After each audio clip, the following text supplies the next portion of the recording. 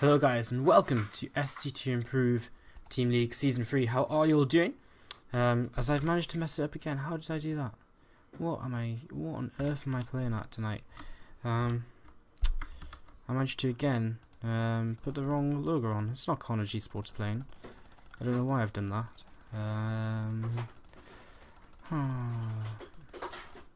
Don't say it's the other way on my list. There it is. Okay. Attempt 3. Hello guys and welcome to SC2 Improve Team League Season 3. We're going into Team Gravity vs Cascade, a best of 7 all-kill match from the third season of the SC2 Improve Team League. This is from week 1 of the competition, but we're going to be going into it right now, and we will be casting from replays as the match was played yesterday, I think. But we just didn't get the opportunity to cast it live, so we're just going to cast it from replays. Afterwards we're going to cast against All Authority versus Punchline perhaps. See how we're going, see how we're feeling. So yeah, we're just going to go straight into our first game of this best of 7 all kill. As just get the scoreboard set up, and it will be Catalina to start things off. And we're actually going to be starting off in the left hand side of the map with a yellow Zerg player who comes from Team Gravity. He's just recently joined them, and he's kind of a a hero of the olden days. I don't think he really played much in 2014 until just now when he's rejoined. He is Karai Rice, here known as Chalman 15, but Karai Rice, his true identity here, he is the yellow Zerg player in the 9 o'clock position on Catalina. Gravity, well, let's talk about the teams on start of a different map, because we're a couple of minutes into this one. In the upper right hand corner we have the red Terran player from Cascade. It's Aerotax, starting up his orbital command and opening up a Reaper expansion. His Reaper on the way out looks as though he's just going to make a single Reaper, already positioned the barracks to add on his reactor. So things looking nice and standard for Aerotax to start things off. His Reaper out now, and he will actually start up a second Reaper as well. So another Reaper which I was not really expecting, but 2 Reapers it will be. And you can do a lot with 2 Reapers anyways, so 2 Reapers to head across the map and start putting on a little bit of pressure here, as we see a bunker actually starting to build for Aerotax. Trying to just get this down here. Now Quirice will swipe with a drone and will turn this SCV away. We'll have to make that into an extractor. This SCV will continue to build this bunker. Comes out now and actually realizes it has to go back into the gas. And comes out again. He's again going to try and kill this SCV. Whoa! Aerotax can get a bit lucky there. The SCV changes sides. That drone's not really attacking it, and this Reaper is in the main base and it's starting to do a little bit of damage here. A few drones being picked off now. The bunker does finish in the low ground. Crywright was not attacking that drone, so Reaper will go up here, and this will force a little something at least out of Crywright. Maybe a few more Zerglings than he would have liked to make. There's a second Reaper, and even a third Reaper is coming across the map. Factory now going to be added on, and a reactor will be added onto this box as well for the kind of reactor Hellion transition.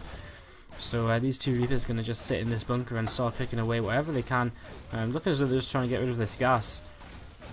But we'll see how successful that is. We'll see if they can get the drone kill there. And again, it's going to take a couple of Queens and a bunch of Zerglings to break through this, so maybe again more than Cryos would have initially liked to have made.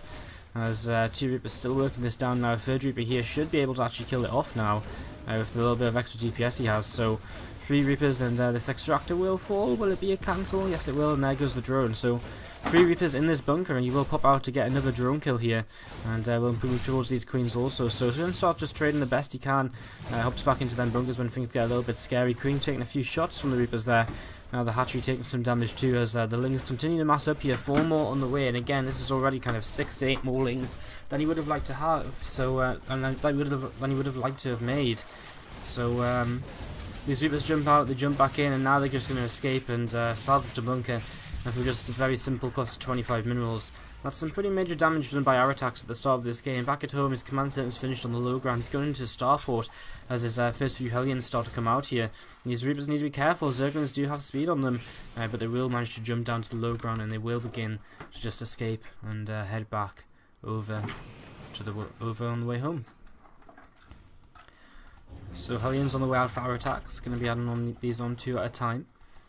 And, he will end up with a Hellion Banshee composition here, as this barracks is going to finish up the tech lab. Starport's going to land on top of it.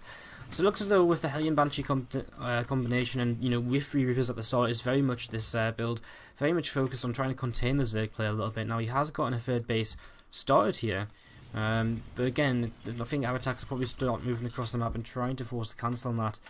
quite soon, or at least trying to get some damage down on it.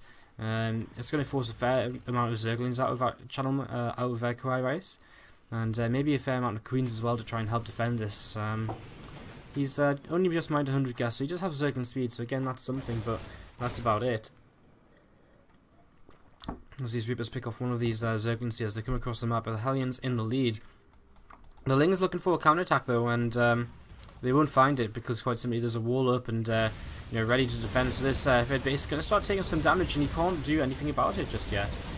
So these Lings are just going to sit here now. They can try run up this ramp, but again, it's not going to be successful. And this is a lot of damage going down onto this third base, and it's already lost about half of its hit points in total. Now some Queens are here to help out, and the Reapers are going to start falling. One Reaper goes down, but again, some pretty major damage onto this base already as 4 more Hellions in total come across here. The Banshee joins up as well, and Karai Rice might be in a little bit of trouble, honestly, as he comes in with all of these units. He's going to try and start taking down these Queens. Ling's coming through now as well, but you can just kite away with these Hellions and, clean it up without much of an issue. Armory on the way, so we're going to see some Hellbats here in a second, and once these Hellbats come in, is there actually going to be anything? I'm not too sure if there will be. I think once the Hellbats are here, I don't think there's enough to really deal with these with this group of units and our attacks. We'll probably just be able to push through and take down this third base. There's the Hellbats morphing in now. The last Queen taken down as well. This single Banshee, it was very close to going down, but Cloak finished just in time for it. Balin Nest now on the way, a couple of Evolution Chambers as well, as 8 more Zerglings. As Karai Rice looks to just hold on a little bit longer. Drone taken down. Another Banshee comes across the map and joins up with this first Banshee. And looks as though he's going to try and maybe push upwards into the natural. And, well, let's see what happens. It looks as though this Banshee, one of them goes down, the other one just going to wait for the Spore Core to be taken down as the, as the Hellbats can come in. There's still just nothing here. Some Lings looking for a surround. They need the Balin Nest, really. They need the Balins to morph in. Balin Nest is being targeted, so it's only going to be 6 Balins, and that is absolutely it. So, again, even if he doesn't, even the Balins now actually in a little bit of fire. The Lings coming in to surround into Hellbat, but they actually just get massacred here. The drones continue to fall as well. The Balins come in. They should just be able to clean this up. They actually get the best connections they could have, and they actually do clean up all of them Hellbats just before some extra, just before the extra drones went down. And well, now more drones going down to these Banshees even. Queen's moving forward, going to try and pick these off. But, significant damage done. 13 workers killed, a lot of Zerglings killed off. Back at home, a third base on the way, 1-1 on the way, and Stimpack also. And our attack is just going to transition out of this into a pretty stable mid-game, in which he holds a pretty significant advantage. So, Queen comes up to the high ground, and we'll just look to resume injects in here. So he's missed some injects because he's been losing Queens. He already lost 3 of them over here when he initially lost his third base. And the Spore Crawler will just burrow at the front of this creep. And hold position here as this Banshee going to come back around the top side, and will actually deny an expansion from coming down there. Some Lings position on this side of the map, but again they're not going to be able to do all too much once the Terran player decides to just move out of his base. And these couple of Banshees, they're just going to move forward and see what they can do. Going to actually lose one of them to the Spore Crawler, so a little bit of a mistake there by our attacks. The other one's still moving southwards, and they're just checking the other base, and you will actually find that the third base attempting to come up over here. So it's going to start putting some damage down on this. Queen's on the way over. Blair's finished, so we should have an Overseer out, and it is coming over to help out. But the Queen's actually just turning around, and with the Queen's turning around, this Banshee continues to just hit on this third base, and keeping its hit points down. And the Hatchery would actually die if the Queens didn't come over here to do something about it. So Hatchery already taking a lot of damage here. Now the Banshee will get away into the main and loop around out, as the third base is going to come down for our attacks here. Some Stim Marines coming forward, and we'll kill off that Overlord. And he just doesn't get any creep out at all, as 1-1 finishing up for our Zerg play, and 1-1 also finishing up for our Terran. With this third base coming down, he's just in such a great position in terms of economy. He's 10 workers ahead plus the triple mule. And our attack's just looking as though he's going to have everything grouped up at the front here and ready to move forward and attack if he feels it is necessary. And that's actually what he's doing right now, coming forward with Marines and Hellbats. Going to come and again just go for an attack which can probably end the game, in all honesty.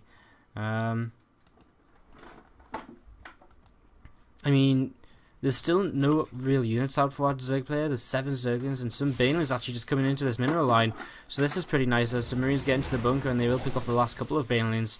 So some SCVs go down, only 8 in total though. It's not really enough, and honestly you kind of needed these on this side of the map. Now there's 14 Zerglings and only 7 Banelings moving in. The third base dies in just a matter of seconds, and again our attacks just will keep moving forward here.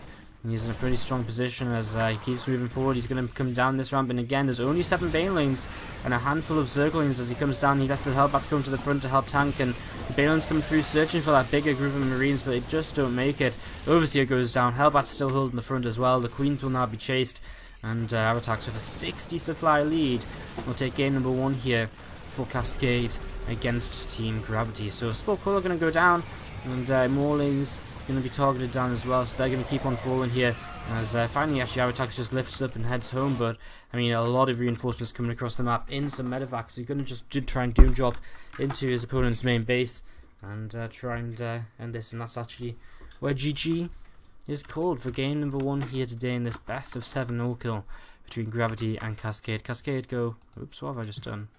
Cascade go 1-0 up in this best of 7. So we're going to actually just go straight into game number 2. It's going to be a TVP as our attacks faces off against Fiasco on Deadwing for this second map here of this series. So we're just going to go straight on into this.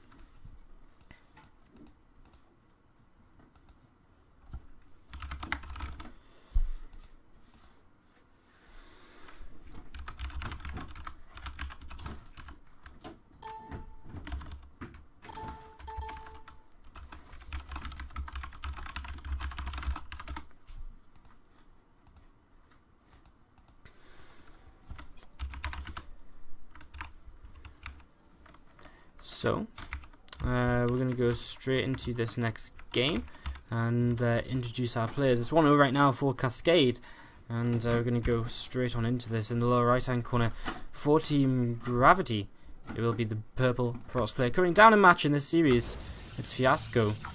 We'll be looking to bring his team back level again here as he does start this up. Excuse me just a moment.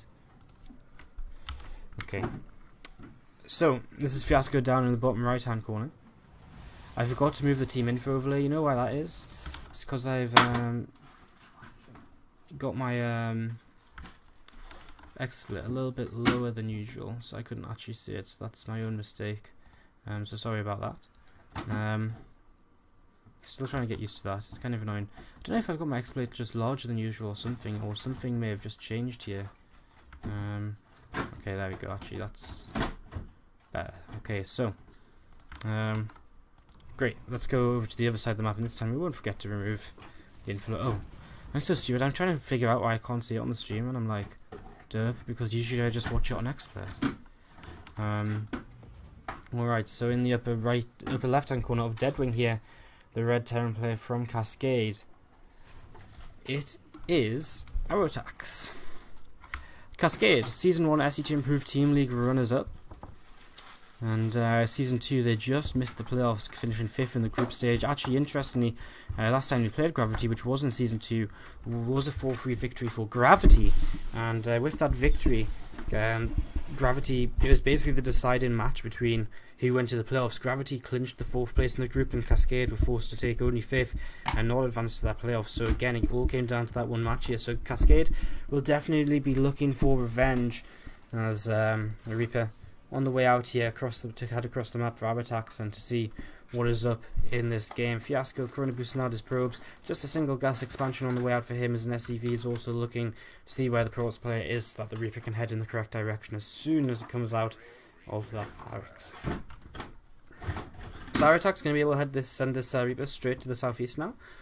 Straight to the bottom right and see what his Protoss opponent is up to. You'll be able to see that Nexus pretty much straight away. And you'll also be able to, pretty much just get out of there and wait a little while until he's ready to, see what's up a little bit later on when the real tech is on the way out for our Protoss player.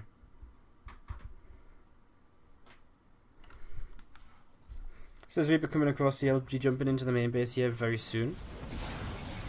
And it looks as though some probes will not go down. Mothership core pops out just in time, and Reaper will fall that back through the natural, sees the expansion on the way up, and gets pretty much confirmation of everything he needs to know right now, as engineering bay is just on the way for him. So it looks as though we're just going to have a fast +1 in this game, fast turret if needed.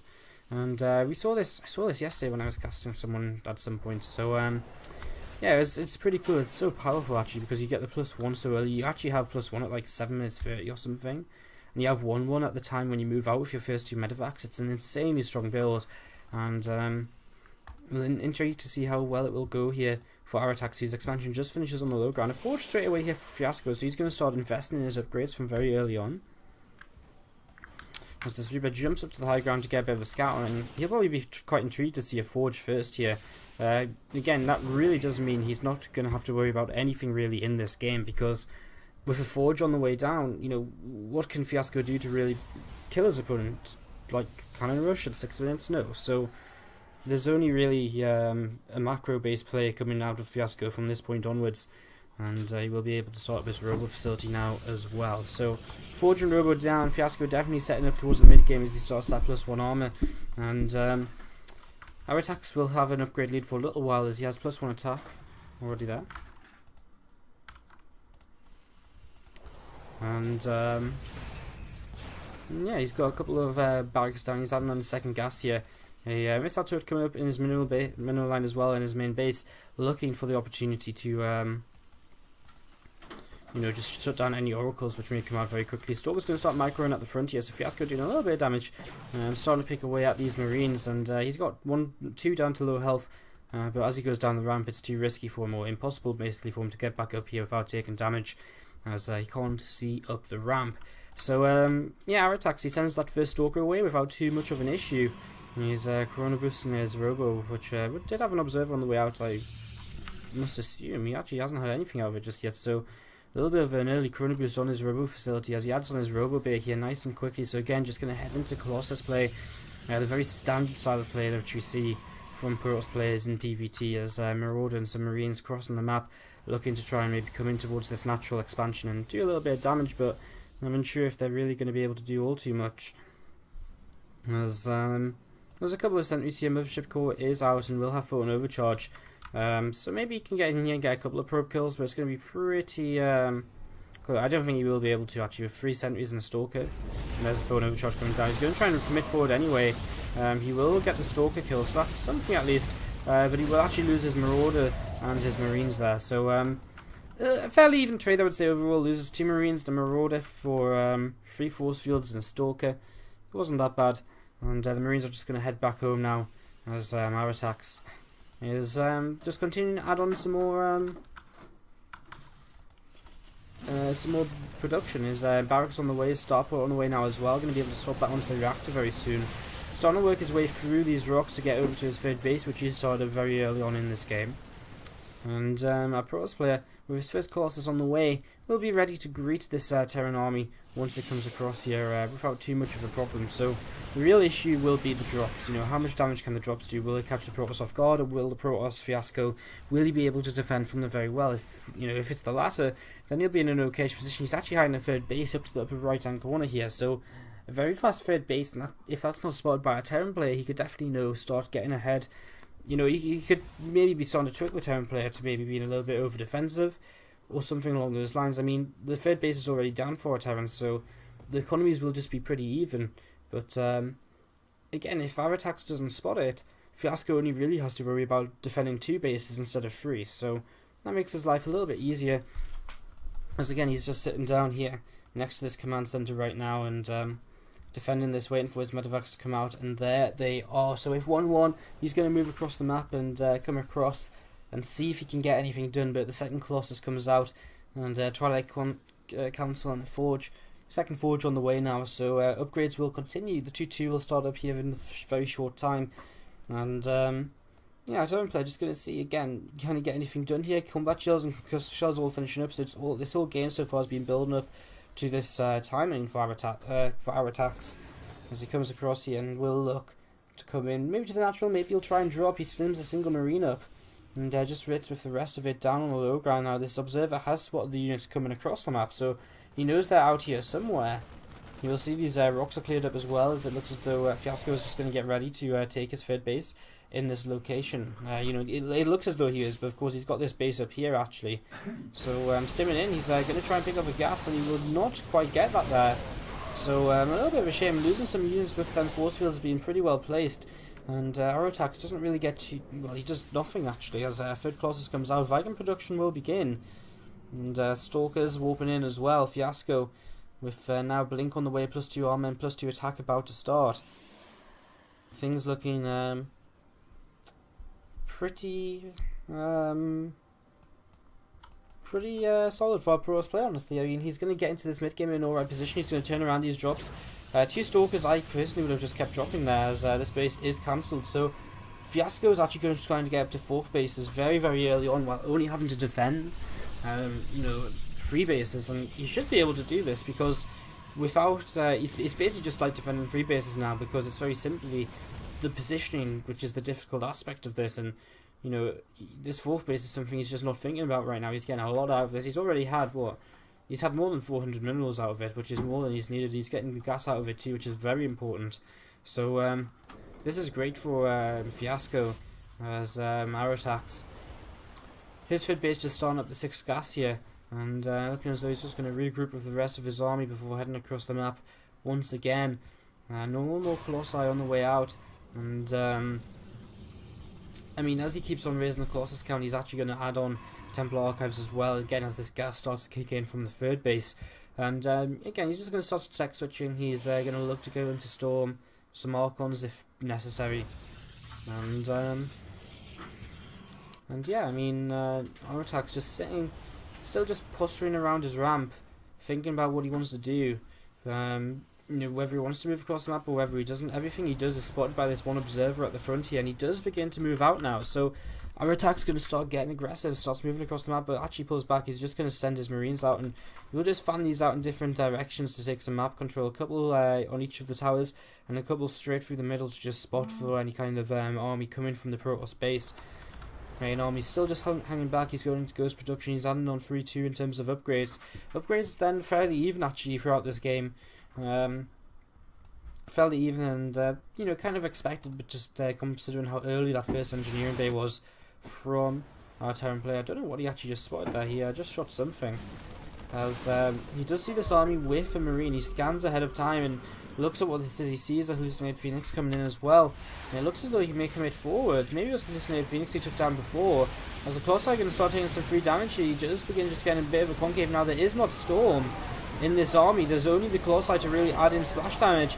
So Aerotax is just going to keep cutting backwards now. His Vikings seem to be dead. There's 4 left, and they will keep dying though, and they will take down maybe 1 more Colossus. No, not even that. So 3 Colossi remain, and Aerotax is pushed back here. Despite that though, he still holds a pretty sizable, well, a moment ago he still holds a pretty sizable supply lead, but now not so much. So he's only about 10ish supply ahead. His own 4th base landing and in position now. And, you know, next time he takes a fight, there'll be Ghosts added into this army as well. Of course, the next time he fights, there will also be Storm in the army for the Protoss player. This base up to the top right, still unscouted, still going very well for Fiasco. And still producing a fair number of, you know, producing a good amount of economy for him, which Aerotax is just completely unaware of. Aerotax just taking the control of the map again. By moving out here and taking control of the map again, he just allows himself to know if anything's coming towards him, to know if he needs to respond to anything. But as it stands, it doesn't really need, nothing really needs to be done just yet. A couple of Archons coming in, some Templars are being saved to stock up energy for storms. And 3-2 about to finish up for our Terran players. So that'll actually take him to, again, just equal upgrades here. +3 attack will finish sooner for the Protoss players. So the final upgrades will be there for, 3-3 will be there sooner for Fiasco. Aerotax still yet to start up +3 armor, so that is slightly delayed. As we have 5 extra gateways being added on. And looks as though Aerotax just F2'd because now he's bringing everything back home. All of his map control just disappearing. And now starts to head out on the map once again here. So again, a decent number of Vikings, about 8. The ghost count is really impressive, about 11 or so there. So he's got a lot of ghosts in this army. as he moves forward across the map to look for a fight. Now these storms are going to be crucial, EMPs are going to be crucial as well. Well-landed EMPs can make the difference between a good fight here and a bad fight. A couple of units stim forward, Colossus does get the first hit off. Stim comes in and the EMPs need to start coming down on some of these units here. The Templar are going to start coming in as well. The Storm coming down on the Vikings and now on the army as well. And the Storm's continuing to come down here. The Colossi actually will fall. The Templar will fall as well now. Zealots are being warped in to try and help out here, but our attacks looks as though he'll probably just be able to deal with these warp-ins without too much of an issue. He keeps pushing forward now. And he'll take down this pylon as well, and honestly back home there's nothing really for Fiasco at all. He's got a couple of storms available, a couple of storms and some zealots, and that's about it. Vikings have landed here, he stims up, he's going to take down this pylon on the high ground as well. These are units looking as though they might try and come in and stop reinforcements, and our attacks wins that fight pretty convincingly there. And with a convincing victory like that, our attacks may just push forward and go for the victory now. Another Colossi should have popped out, or it's still on the way? Still on the way, so Colossus still on the way out in the production tab. Fiasco is still, you know, with some good storms, he can still make this work out for him, as units just streamed across the map for the Terran player. And a couple of scans to check for EMP, check for observers. Nice EMP. Well, actually no, it looks as though he actually missed that EMP on the Templar, but he gets that one, and now the sentries are drained of energy as well. Some EMPs left over for these Archons. Vikings back in the sky to deal with the Colossi, 2 Templars with storms available remaining. And it looks as though our attacks will just take us time about it, fall back, wait for some more reinforcements. Nice snipes coming down, a couple of storms on some of these ghosts. Charged zealots will be able to catch up with these ghosts, but they do decide to just turn around and not commit too far forward too quickly. So Fiasco just falling back here with his army. Again, back towards his 4th base, which is what our attacks thinks is a 3rd. I mean, he thinks he's in a fab position right now as, oh wow, is he scanned? Wow, he just scanned to this top right side, so he knows about this base now. But I mean, again, Fiasco's had more than enough out of this. He's mined over half the minerals here, you know, over 2k gas as well. He actually we see a fight coming down in the middle of the map. The Storm, they're not really the best, hitting pro assault units from the start and not really anything else, and Fiasco is going to end up losing another fight. And I mean, he was trying to defend that base to the upper right, knowing he needs to try and keep the 4th base alive, but he just didn't have quite enough, and he rushed into the battle, and now we'll see our attacks just moving towards this base to take it down. So our attack's going to take this down and just continue to rally his units over here. Another command center finished up for him as he's already landed his 5th base in position. You know, there's no sign of harassment or anything on the way from our Protoss player. If he had DTs, none of these bases have turrets. None of them are planetary until this 5th base. You know, there's so much he could be doing here to harass, you know, warpism in the main base.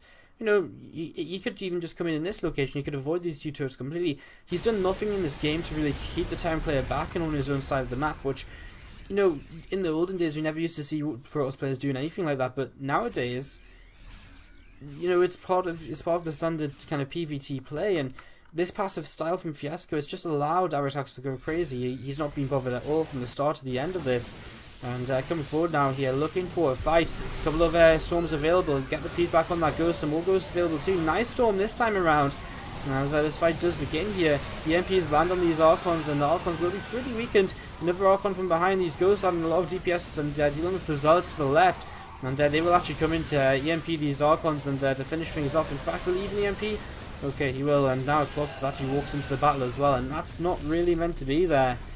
Colossus falls, and now our attacks, he's just going to have to, sorry, Fiasco just going to have to look back home and see what he can muster up, but it's not going to be too much at all here. A couple of Archons morph in, a couple of Templars still trying to just save up energy for Storm. Start a 4th base in a more normal location now, but I don't think we're going to get to see that being mined from here in this game. As our attacks moving forward, and we'll be denied that ramp and access to that ramp by the army. But for how much longer? As I mean, there's 5 ghosts here. A ghost, you know, 1 EMP or 2 EMPs, 1 EMP, 2 EMPs. That's all he needs right now, and he will actually just get the snipes instead. And well, that Storm's pretty decent. But using the snipes, so now no Storm at all, just Archons and this Colossus. And well, there's no Vikings, but I get the feeling there may just be a little too much bio anyway. These ghosts take down them Archons very, very quickly with the EMPs. Another Storm coming down here from behind. But again, now there's nothing to defend the Colossus. The Templar falls also. Some Warpins coming in. Our attack's very smart, doesn't you know, run into the wall pins. He just turns around and fights the force space and waits for the pros to come towards him. Viking on this Colossus now, splitting his army. Huge concave here, some more Templar coming forward. They hit a feedback, but that'll be about it in this game as the rest of these units stem forward. Another Colossus comes out, but again, it's too little, too late, and Fiasco has no opportunity other than to type out now, as our attacks will take Cascade to a fairly convincing 2-0 lead here. Looks as though he's been in control of both of these games so far. Third base now falling and only now down to 2 bases. Templar morphing into Archons, and again our Fiasco, what can he be waiting for? I mean, he's just waiting and waiting, hoping something can happen, but he's lost his bases. The 6 bases up for our Terran player. He's morphing another base in over to the left hand side now, as these Archons will fall. And a really well played game from a Cascade team player. Really nice solid game, looked in control from start to finish and was able to take the victory for his team. And well, Gravity 0-2 down, and gonna have to send out someone else to play in this third map. It will be Tenu, a Terran player, so we'll be going into game 3. It'll be a TVT on Overgrowth when we come back after a quick commercial break, guys. Don't go too far.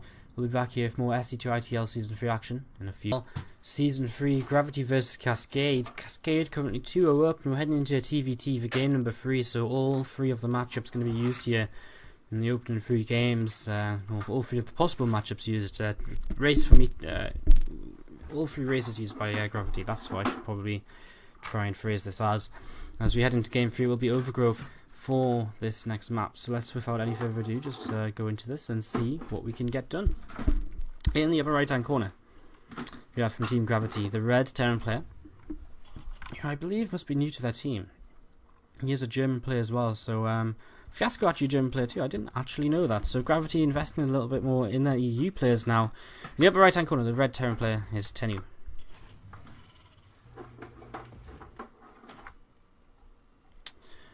So opening up here with a gas first build, so a build of the aggressive variety for him and his opponent actually, who is on the lower left hand side of the map. It's the blue Terran player from Cascade. It's our attacks, taking 2 wins in a row right now. And I mean, if he could all kill here today, what a start to the season that would be for Cascade. Really, you know, if they could all kill with our attacks of all people, I mean, it only shows what they could do as the season goes on, because they've got players like Demarga and Cass, who they can Dominus as well. He just came top 16 at DreamHack. You know, they've got a lot of players they can use and utilize throughout the season. So Cascade, really a team to watch out for this season, especially if they're kind of first players out, such as our attacks, can do the kind of damage he's already done. I mean, Grav, not a team to be taken easily or to be taken lightly, because you know, they came top 8 last season. They got knocked out in the quarterfinals by the you know, the eventual champions of the SC2ITL, which was AT Gaming. But they had a great run throughout the season to be able to get into those playoffs. So let's see what happens. Factories on the way for both of these players after the gas first openings, and we'll be watching to see when this second gas is taken, if ever taken, by either of these guys right now. So Tenu, just slowly building up here, just at the same rate as our attacks. How's everyone in the chat doing, guys? Hope you're all doing well. Do let us know who you're supporting here today, Cascade or Gravity. I'm still unsure whether we'll actually do Against All Authority versus Punchline after this series. Depends how I'm feeling. We've had you know, been casting so much this last week. I think we've been live every single day for like 8 days or something now. So yeah, it's been a bit of a crazy week. So I don't know if we'll do another series after this, but we might.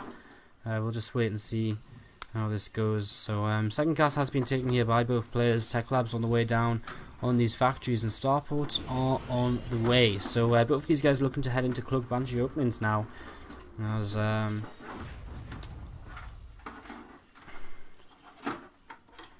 both these guys are looking to head into Cloak Banshee openings as starports lift and land onto their Tech Labs. And interested to see also what comes out of these factories. We actually see a Raven actually from our attack, so our attack's just going to open with a Raven and maybe a Viking as well. Just open very safely, adds a reactor onto his factory. Interesting, so he's going to be making a lot of Marines here. it's just going to be a Raven from Tenyu as well. Wow, okay. He builds a reactor in his factory too, so this is this going to be kind of Raven double medevac drop with a couple of tanks? Maybe swap the factory and starport over, and you know, start producing tanks, produce a couple of medevacs, and move across the map with like a lot of marines, etc. Definitely a possibility, or maybe puts the barracks onto the reactor. I don't know exactly the specifics of the build. Command center comes down for our attacks, and for Tenyu, so both of these guys are using the exact same build right now. So we'll be barracks on the reactor here. We do see a Viking now on the way for our attacks as well, so I guess this is going to be a safe way for both of these guys to open. No medevacs at all being seen, no tanks being added on either. There's a tech lab on the factory, so we will see tanks eventually here from our attacks. We will see them from Tenyu. He actually does swap that tech lab onto the factory, so I guess Tenyu does have the opportunity to make medevacs, but he makes a Viking as well. Not quite as many marines out for him as for our attacks on this side of the map, and our attacks actually holding about an 8 supply lead. A free work is up, he's a 5 army supply ahead also. And tank begin for both of these guys. As this starport, is it going to land on this reactor now? Maybe we do see some medevacs still. Okay, medevacs on the way, so it is just going to be this medevac play. Barracks are now landing on the tech lab, so he can start up stim if he has the gas to. And Tenyu, he just adds on a second barracks, so it looks as though he's just going for a much more defensive based play.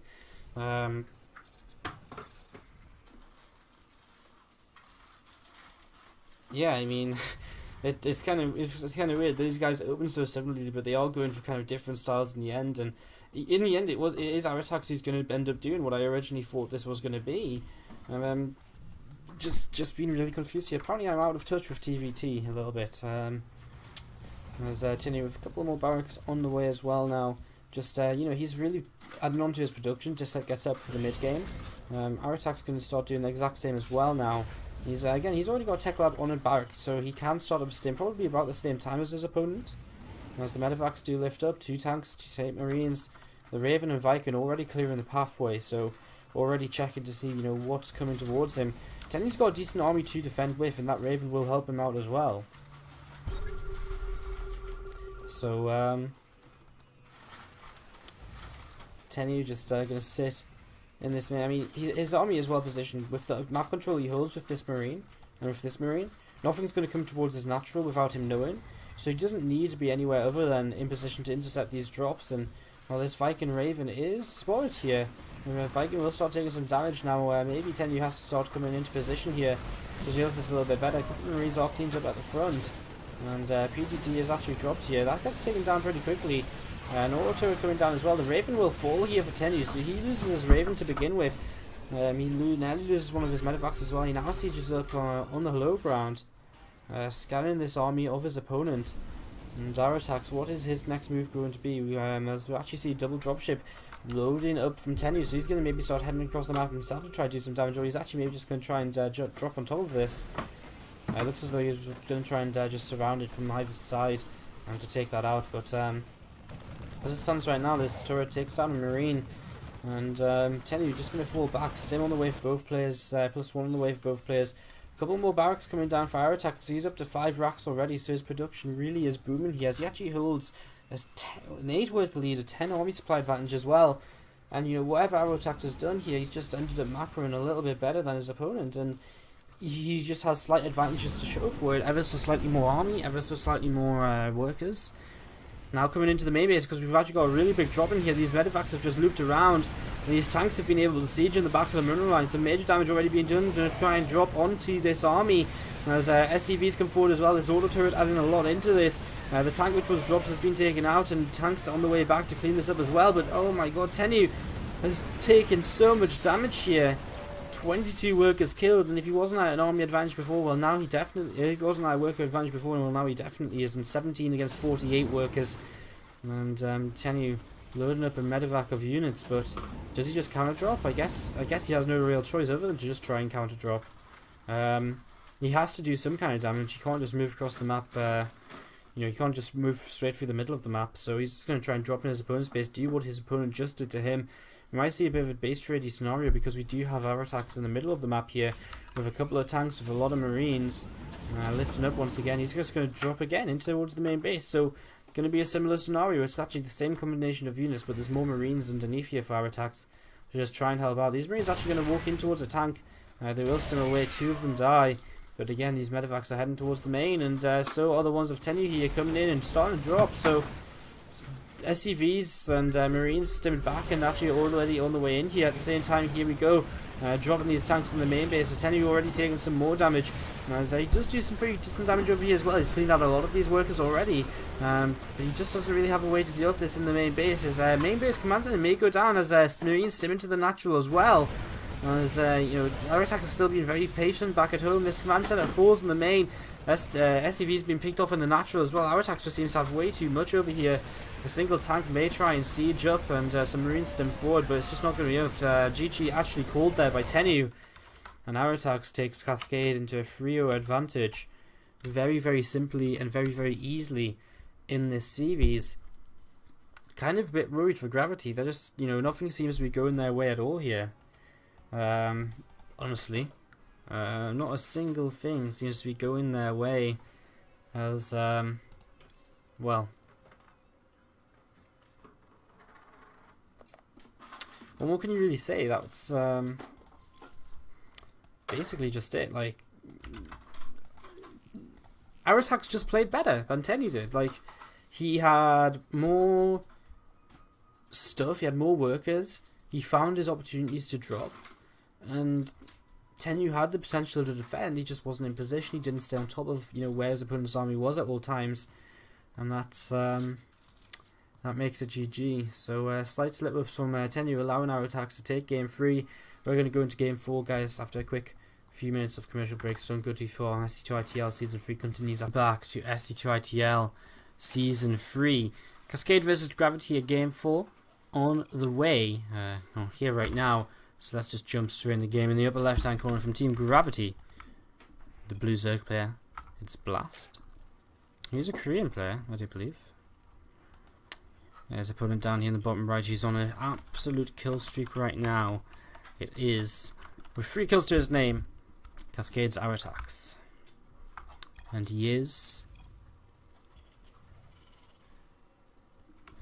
sending out some SCVs here. So straight away at the start of this game, our attack's going to completely change the pace of things. He's been playing fairly, you know, macro-orientated style so far. In his TVZ earlier, he opened with a couple of Reapers, 3 Reapers in fact, in that bunker play, into you know, Hellion Banshee. In the game afterwards, he in the TVP just opened into a macro game. The game after that, the TVT opened, you know, it's still a macro play. He put his barracks down pretty early on here. Second SCV on the way across, so a complete change of pace here for our attacks as he looks to complete the wall kill. The second SCV coming across now will land this barracks right next to the first, and let's see how this is going to go, see if this is going to be a successful 2 racks here from our attacks to close out the series and secure his all kill.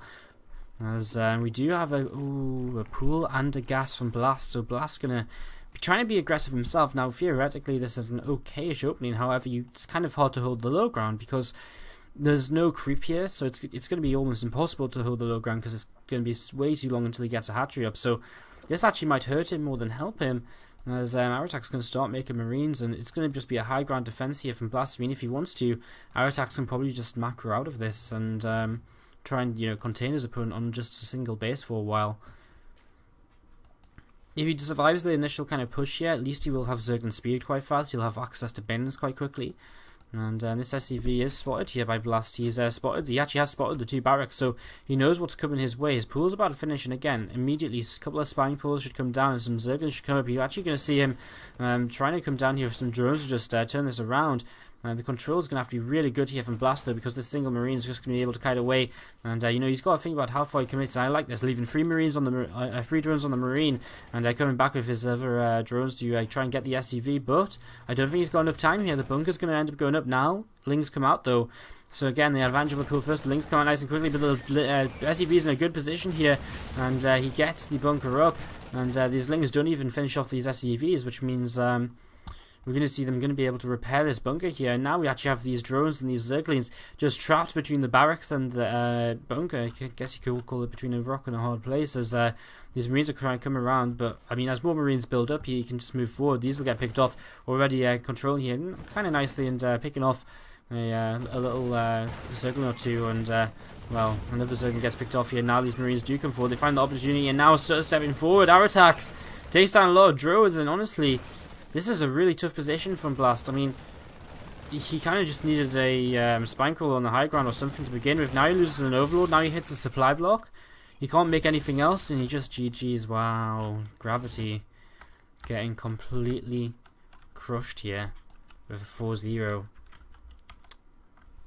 Not really much you can say about that. Aratax just went absolutely ham and closed that one out without any issues at all. 4-0. GG, well played, and Cascade get the revenge from Season 2. And a very simple series, honestly, from Aratax. He just seemed to, again, he knew what he wanted to do. He did it.